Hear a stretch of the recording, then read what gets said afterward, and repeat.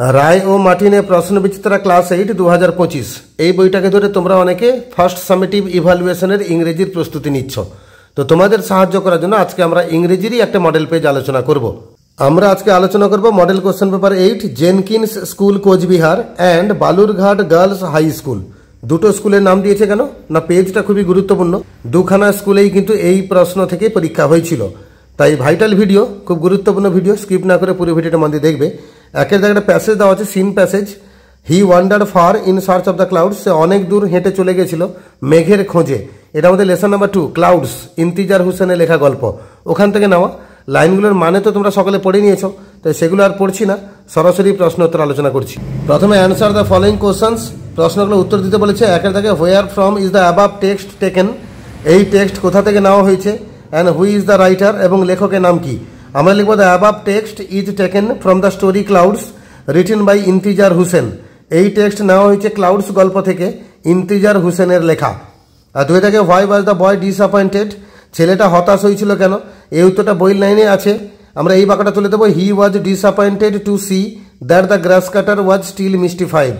তাহলে হি ওয়াজ থেকে মিস্টিফাইড অবধি এটা দুইয়ের দাগের উত্তর, খাতায় নোট ডাউন করে নেবে। আর বি দাগে কমপ্লিট দ্য সেন্টেন্সেস। একের দাগে the boy saw A glass cutter coming, ছেলেটা দেখলো একটা ঘাসুড়েকে আসতে, কোত্থেকে না ফ্রম দ্য আদার ডিরেকশন। এই চারটা শব্দ তুলে দেবে প্রথম শূন্যস্থানে। আর দুইয়ের দাগে the farmer could not make, তো ফার্মার কুড নট মেক এখানে দেওয়া হচ্ছে সেন্স অফ দ্য কোশ্চেন, এই কোশ্চেন অবধি তুলবে, পুরো শেষ অবধি তুলবে না, সেন্স অফ দ্য কোশ্চেন, এখানে এই চারখানা শব্দ তুলে দেবে সেকেন্ড শূন্যস্থানে।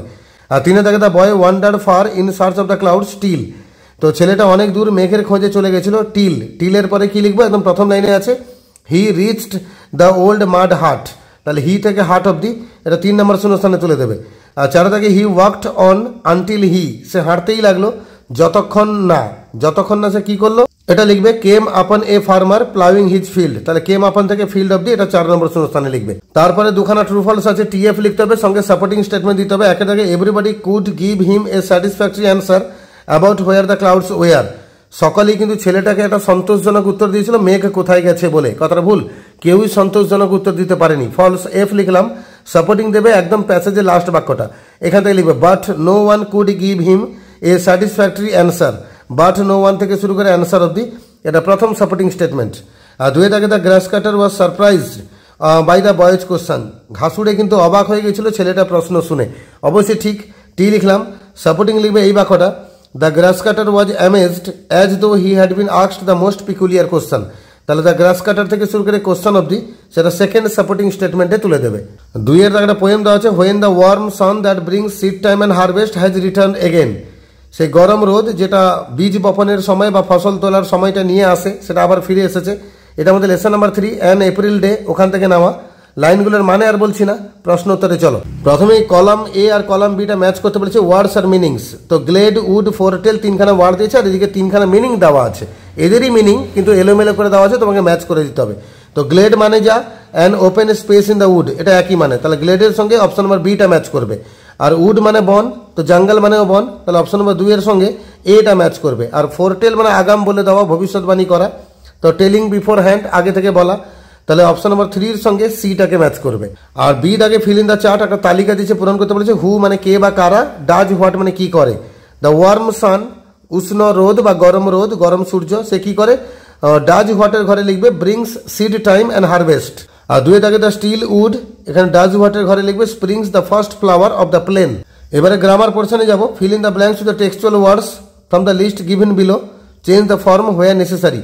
এখানে লিস্টে 4খানা শব্দ দিয়েছে, ঠিক আছে, এই 4খানা শব্দ দিয়ে 4খানা শূন্যস্থান পূরণ হবে, তবে কিছু কিছু জায়গায় ফর্মের পরিবর্তন প্রয়োজন অনুযায়ী হবে।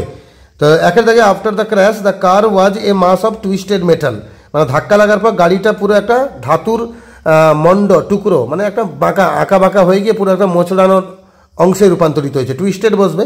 আর দুই জায়গায় my head is spinning and can't balance, আমার মাথাটা ঘুরছে আমি ব্যালেন্স করে দাঁড়াতে পারবো না, স্পিনিং হবে, এখানে অপশানে ছিল স্পিন, আমরা তার সঙ্গে আইএনজি যোগ করে বসাবো।